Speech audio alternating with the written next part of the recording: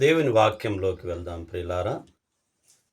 ఇంతకుముందు ఒక వాక్య భాగాన్ని ఒకరినొకరు ప్రేమించుడి అనే అంశం ద్వారా మొదట ఒక భాగాన్ని మనం చూసాం. ఇప్పుడు రెండవ భాగంలో ఒకరినొకరు ప్రేమించుడి అనేటటువంటి సబ్జెక్టును మనం కొనసాగిస్తున్నాం. లేవియా కాండము 25వ అధ్యాయము 14వ వచనాన్ని మనం చూద్దాం. లేవియా కాండము 25వ అధ్యాయము 14వ వచనాన్ని మనం చూద్దాం. 25:14 నీవు నీ పొరుగువానికి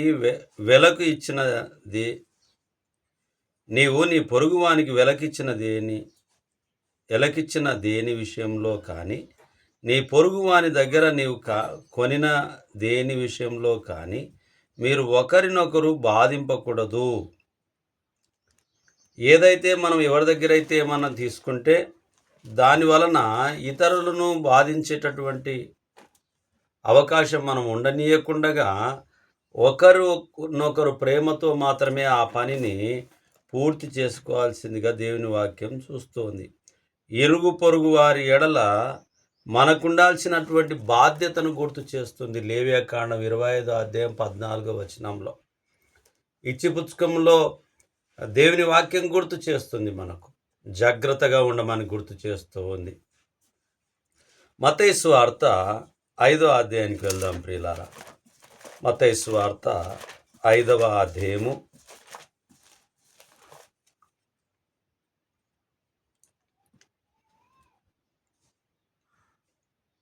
44వ వచనాన్ని మనం చూద్దాం. మత్తయి సువార్త 5వ అధ్యాయము 44.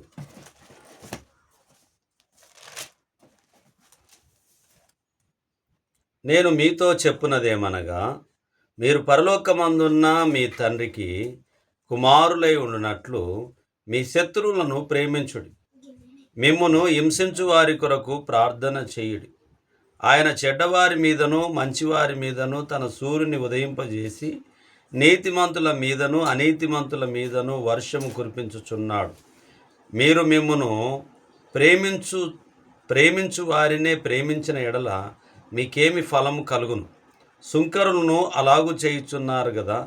మీ సహోదరులకు మాత్రం వందనము చేసిన ఎడల మీరు ఎక్కువ చేయుచున్నదేమి? అన్యజనులను అలాగు చేయుచున్నారు కదా. మీ పరలోకపు తండ్రి పరిపూర్ణుడు గనక మీరును పరిపూర్ణులుగా ఉండెదరు. 44 నుంచి 48 వచనాల వరకు మనం చూసాం. అంతేకాకుండా మరి 43వ వచనాన్ని కూడా మనం చూద్దాం ప్రియులారా. 43 కూడా చూద్దాం.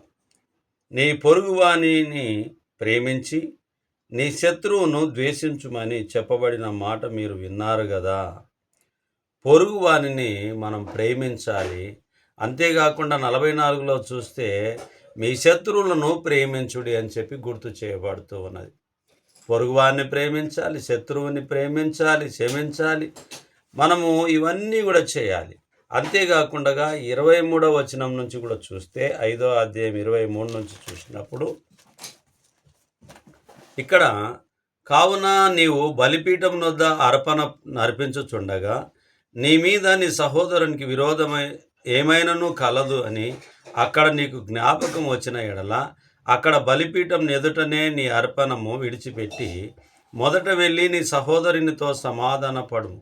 అటు తర్వాత వచ్చి నీ అర్పణమును అర్పించుము.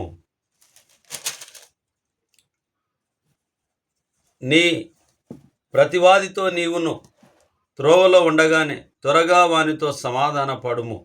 లేని ఎడల ఒకవేళ నీ ప్రతివాది నిన్ను న్యాయాధిపతికి అప్పగించును, న్యాయాధిపతి నిన్ను బంట్రొత్తులకు అప్పగించును. అంతటా నీవు చెరసాలలో వేయబడదు. కడపటి కాసు చెల్లించు వరకు అక్కడ నుండి నీవు వెలుపలకు రానేరవని నీతో నిశ్చయముగా చెప్పుచున్నాను. ఇక్కడ సమాధాన పడడము చాలా శ్రేయస్కరము. ఎంత తొందరగా సాధ్యమైతే అంత తొందరగా సమాధాన పడడము అది దేవునికి ఇష్టం అయి ఉంటూ ఉన్నది. సమాధాన పడడము దేవునికి ఇష్టమై ఉంటున్నది. సమాధాన పడకుండా ఉండడము దేవునికి ఇష్టమైనది కాదు, వాక్యానుసారమైనది కాదు, దేవుని చిత్తము కానే కాదు అని చెప్పి వాక్యం మనకు గట్టిగా గుర్తు చేయబడుతూ ఉంటున్నది. కాబట్టి ప్రియులారా, సహోదరుల పట్ల, పొరుగువారి పట్ల మనము ప్రేమ కలిగి ఉండాలని చెప్పి వాక్యము గుర్తు చేయబడుతుంది. శత్రువును మనం ప్రేమించమని గుర్తు చేస్తుంది. 5వ అధ్యాయం 44లో శత్రువు కొరకు ప్రార్థన చేయమని కోరుతూ ఉన్నది. మరి 23 నుంచి చూసినప్పుడు సమాధాన పడమని, నీ పొరుగు వానితో సమాధాన పడమని గుర్తు చేయబడుతూ ఉన్నది. అంతేకాకుండా 48వ వచనం చూసినప్పుడు, మీ పరలోకపు తండ్రి పరిపూర్ణుడు గనక మీరును పరిపూర్ణులుగా ఉండాలని, అంటే మీలో ఏది లోపం అనేటటువంటిది దేవునికి కనిపించకూడదు, వినిపించకూడదు, ఏమీ ఉండకూడదు అని చెప్పి దేవుని వాక్యము మనకు గుర్తు చేయబడుతూ ఉన్నది. ఎందుకు గుర్తు చేయబడుతుంది అని అంటే, మనము పరిపూర్ణంగా ఉండాలని చెప్పి దేవుని వాక్యం గుర్తు చేస్తూ ఉన్నది. మరి ముందుకు వెళ్దాము. లూకా సువార్త 6వ అధ్యాయము 27వ వచనం చదువుకొని ఇంకా కొద్దిగా 38 వరకు కూడా మనం చూద్దాం ప్రియులారా. లూకా సువార్త 6వ అధ్యాయము 27వ వచనం నుంచి కొన్ని వచనాలను జ్ఞాపకం చేసుకుందాం.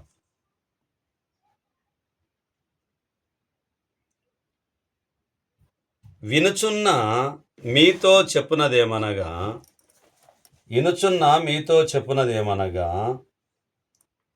మీ శత్రువులను ప్రేమించుడి, మిమ్మును ద్వేషించు వారికి మేలు చేయుడి, మిమ్మును శపించు వారిని దీవించుడి, మిమ్మును బాధించు వారి కొరకు ప్రార్థన చేయుడి, నిన్ను ఒక చెంప మీద కొట్టువాని వైపునకు 2వ చెంప కూడా త్రిప్పుము, నీ పై బట్ట ఎత్తుకొని పోవు వానిని నీ అంగిని కూడా ఎత్తి కొనిపోకుండా అడ్డగింపకుము, నిన్నడుగు ప్రతి వానికి ఇమ్ము, నీ సొత్తు ఎత్తుకొని పోవు వాని యొద్ద దాని మరలా అడగవద్దు. మనుషులు మీకెలాగు చేయవలెనని మీరు కోరుదురో అలాగూ మీరు వారికి చేయుడి. మిమ్మును ప్రేమించు వారినే మీరు ప్రేమించిన ఎడల మీకేమి మెప్పు కలుగును? పాపులను తమ్మును ప్రేమించు వారిని ప్రేమింతురు కదా. మీకు మేలు చేయు వారికే మేలు చేసిన ఎడల మీకేమి మెప్పు కలుగును? పాపులను అలాగు చేతురు కదా. మీరెవరి యొద్ద మరలా పుచ్చుకొనవలెనని నిరీక్షింతురో వారికి అప్పు ఇచ్చిన ఎడల మీకేమి మెప్పు కలుగును? పాపులను తామిచ్చినంత మరలా పుచ్చుకొనవలెనని పాపులకు అప్పు ఇచ్చెదరు గదా. మీరైతే ఎట్టి వారిని గురించి అయినను నిరాశ చేసుకొనక మీ శత్రువులను ప్రేమించుడి, మేలు చేయుడి, అప్పు ఇయ్యుడి, అప్పుడు మీ ఫలము గొప్పదై ఉండును, మీరు సర్వోన్నతుని కుమారులై ఉందురు. ఆయన కృతజ్ఞత లేని వారి ఎడలను దుష్టుల ఎడలను ఉపకారి అయి ఉన్నాడు. కాబట్టి మీ తండ్రి కనికరం గలవాడై ఉన్నట్టు మీరును కనికరం గలవారై ఉండుడి. తీర్పు తీర్చకుడి, అప్పుడు మిమ్మును గురించి తీర్పు తీర్చబడదు. నేరం మోపకుడి, అప్పుడు మీ మీద నేరం మోపబడదు. క్షమించుడి, అప్పుడు మీరు క్షమింపబడుదురు. ఇయ్యుడి, అప్పుడు మీకు ఇవ్వబడును. అణచి కుదిలించి దిగజారునట్లు నిండు కొలతను మనుషులు మీరు ఒడిలో కొలుతురు. మీ ఏ కొలతతో కొలుతురో ఆ కొలతతోనే మీకు మరలా కొలవబడునని చెప్పెను. దేవుని వాక్యము చాలా స్పష్టంగా గుర్తు చేస్తూ ఉంటున్నటువంటి విషయము, క్షమించడము, ప్రేమించడము. మనం ఏ కొలత, నిండు కొలత కొలిస్తే నిండే, తక్కువ కొలత కొలిస్తే తక్కువనే. కాబట్టి ఏవైతే దేవుని వాక్య ప్రకారంగా మనకు గుర్తు చేస్తూ ఉన్నాయో, ప్రేమించే విషయంలో మనం బద్ధులమై ఉంటూ ఉన్నామనేటటువంటిది దేవుని వాక్యం అనేక సందర్భంలో మనం బోధించుకున్నాము, మళ్ళీ బోధించుకుంటూ ఉన్నాము. ఎందుకు అని అంటే, ప్రేమ శాశ్వతమై ఉంటున్నది. క్షమాపణ శాశ్వతమై ఉంటూ ఉన్నది. ఎందుకనంటే క్షమించడం ద్వారా మనలో ఏమీ లేకుండా వెళ్ళిపోతుంది. అది దేవుని చిత్తము. ఎవరైనా ఒక అంగి అడిగితే అంగి ఇవ్వమని చెప్తున్నాడు. ఒక చెంప మీద కొడితే ఇంకొక చెంప చూపించమని చెప్తూ ఉంటున్నాడు. ఎవరైనా ఒక అడుగు రమ్మని చెప్పి అడిగితే రమ్మని వెళ్ళమని చెప్తూ ఉన్నాడు. దేవుని వాక్యమంతా సారాంశం. ఒకవేళ బలిపీఠం వద్ద ఏమన్నా నీకు గుర్తొస్తే అక్కడనే నీ అర్పణను ఆపి నీ సహోదరుని దగ్గరికి వెళ్ళి సమాధానం పడమని చెప్తూ ఇలా అన్ని విషయాల్లో కూడా ఒకరినొకరు ప్రేమించట విషయంలో ఒకరిని ఒకరు గొప్పగా ఎంచుకునేటటువంటి బిడ్డలుగా క్రైస్తవులమైనటువంటి మనము ఉండాలని చెప్పి దేవుని వాక్యము క్రైస్తవ ప్రజలందరికీ కూడా, మానవాళి అందరికీ కూడా దేవుని వాక్యము గుర్తు చేస్తూ ఉన్నది. కాబట్టి ప్రియమైన సహోదరి సహోదరులారా, వాక్యాన్ని వింటున్నటువంటి వారు, వీక్షిస్తున్నటువంటి వారు, మనల్ని మనం పరిశీలన చేసుకుందాం. మన జీవితం పూర్తి అయినంత వరకు కూడా మనము విద్యా దశలో ఉన్నటువంటి విద్యార్థులుగా మనం ఉందాం. నేర్చుకునే వారిగా ఉందాం. తెలుసుకునే వారిగా ఉందాం. మనము అవకాశం వచ్చినప్పుడు బోధించే వారిగా ఉందాం. అవకాశం వచ్చినప్పుడు ప్రార్థించే వారిగా ఉందాం. అవకాశం వచ్చినప్పుడు పాడేటటువంటి వారిగా ఉందాం.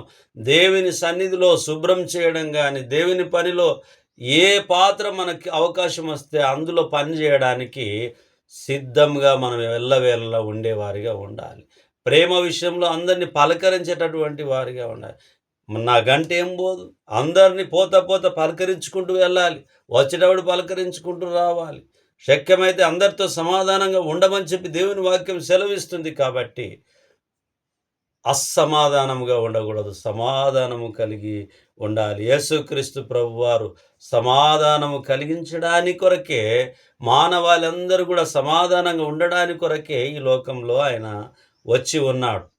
కాబట్టి ప్రియమైనటువంటి సహోదరి సహోదరులారా, దేవుని వాక్యంలో ఉన్నటువంటి భావాన్ని మనం అర్థం చేసుకొని ముందుకు కొనసాగుదాం. అపోస్తల కార్యములు 15వ అధ్యాయం 15వ అధ్యాయం అపోస్తల కార్యం 15వ అధ్యాయము 2వ వచనాన్ని మనం చూద్దాం. పౌలునకును బర్నబాకును వారితో విశేష వివాదమును తర్కమును కలిగినప్పుడు ఈ అంశం విషయమై పౌలును బర్నబాయు తమలో మరికొందరును యెరూషలేమునకు అపోస్తుల యొద్దకును పెద్దల యొద్దకును వెళ్ళవలెనని సహోదరులు నిశ్చయించిరి.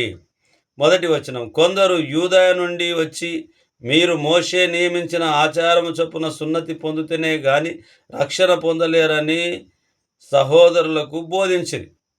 మరి పౌలునకును బర్నబాకును వారితో విశేష వివాదం తర్కమును కలిగినప్పుడు ఈ అంశం విషయమై పౌలునకు బర్నబాయు తమలో మరి కొందరును యెరూషలేమునకు అపోస్తుల యొద్దకు పెద్దల యొద్దకును వెళ్ళవలెనని సహోదరులు నిశ్చయించిరి.